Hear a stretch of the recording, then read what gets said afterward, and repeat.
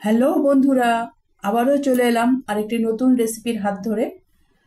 আজকে তোমাদের সঙ্গে যে রেসিপিটি শেয়ার করব সেটি হলো তেলাপিয়া মাছের ঝোল।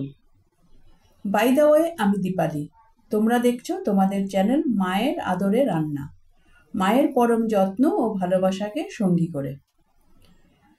রেসিপিটি দেখতে দেখতে তোমরা চ্যানেলটি সাবস্ক্রাইব করে বেল আইকনটি প্রেস করে রাখো, যেন পরবর্তী নোটিফিকেশন সবার আগে তোমার কাছে পৌঁছায়। তাহলে চলো আমরা রান্নাটা শুরু করে দিই। গ্যাস জেলে কড়া বসিয়ে দিয়েছি, কড়া গরম হয়ে গেছে এবং সর্ষের তেল দিয়ে দিলাম 3 টেবিল চামচ। তেল গরম হয়ে গেছে, এবার আমরা ম্যারিনেট করা মাছগুলো ভেজে নেব। আমরা নুন হলুদ দিয়ে মাছগুলো ম্যারিনেট করে নিয়েছি। মোট নিয়েছি আমরা 5 পিস মাছ। মাছগুলো বেশ লাল করে ভেজে নেব। একদিক ভাজা হয়ে গেছে, সব মাছ উল্টে দিচ্ছি।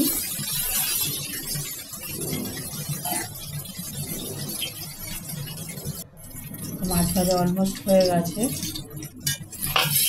উল্টে দেখে নিই আর একটা দিক হলো কিনা।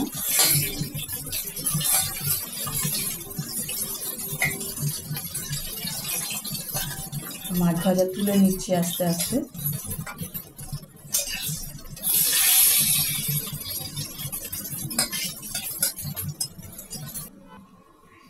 এবার এই তেলেই আমরা রান্নাটা কমপ্লিট করব।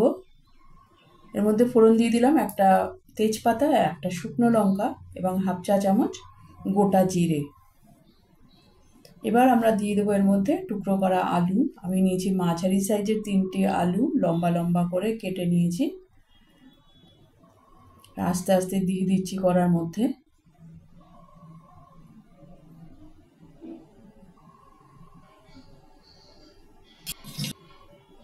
এর মধ্যে দিয়ে দিলাম 2 চা চামচ নুন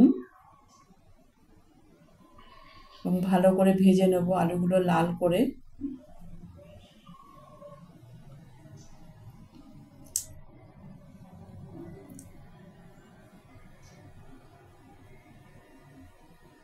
এর মধ্যে দিয়ে দিচ্ছি 1 চা চামচ হলুদ, 1 চা চামচ কাশ্মীরি মির্চ গুঁড়ো, 1.5 চা চামচ ধনে গুঁড়ো, 1.5 চা চামচ জিরে গুঁড়ো এবং সামান্য জল দেব। জল দিয়ে আমরা ভালো করে মশলাটা কষিয়ে নেব আলুর সঙ্গে, আর মশলার কাঁচা গন্ধ না থাকে। ভালো করে নেড়ে দিচ্ছি।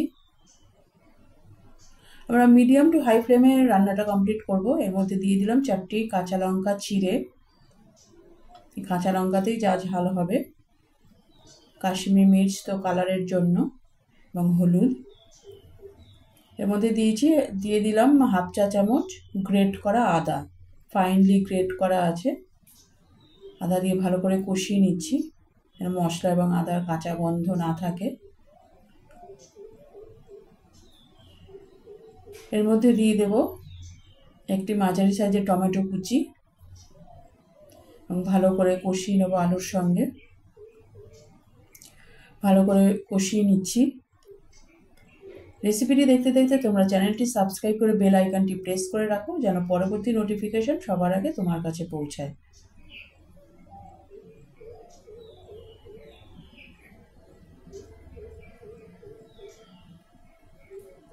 ভালো করে কষিয়ে নিচ্ছি। আমাদের কষানো অলমোস্ট হয়ে গেছে।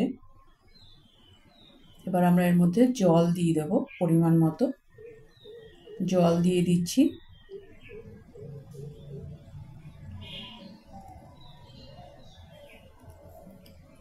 জল দিয়ে ভালো করে নেড়ে দিচ্ছি।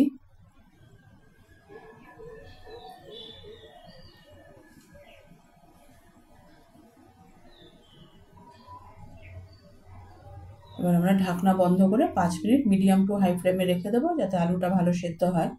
আলু ভাজার সময়, কষানোর সময় 50% কুক হয়ে গেছে।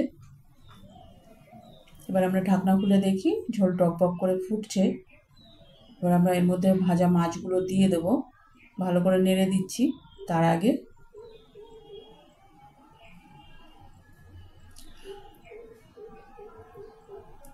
এর মধ্যে ভাজা মাছগুলো দিয়ে দিচ্ছি। তোমাদের আমার এই প্রয়াস কেমন লাগছে তা কমেন্ট করে অবশ্যই জানাতে পারো, এবং আর কী ধরনের রেসিপি দেখতে চাও তাও কমেন্ট করে জানাতে পারো। আমরা ভাজা মাছগুলো দিয়ে দিলাম, আর ভালো করে নেড়ে দিচ্ছি, মিশিয়ে দিচ্ছি ঝোলের সঙ্গে। এবার এর মধ্যে দিয়ে দেবো ধনেপাতা কুচি। ধনেপাতা কুচি দিয়ে দিলাম, ভালো করে মিশিয়ে দেবো ঝোলের সঙ্গে।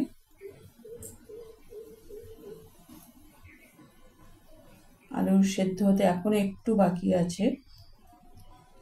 এবার আমরা ঢাকনা বন্ধ করে 3-4 মিনিট রেখে দেবো, যেন আলুটা প্রপারলি কুক হয় এবং ধনেপাতার ফ্লেভার ঝোলের মধ্যে অ্যাবজর্ব হয়ে যায়। এবার আমরা ঢাকনা খুলে দেখি,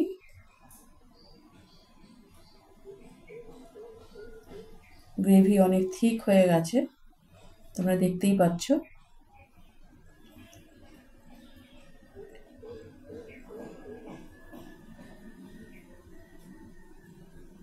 দেখো আলু প্রপারলি কুক হয়ে গেছে, আমাদের ঝোল অলমোস্ট রেডি তেলাপিয়া মাছের ঝোল।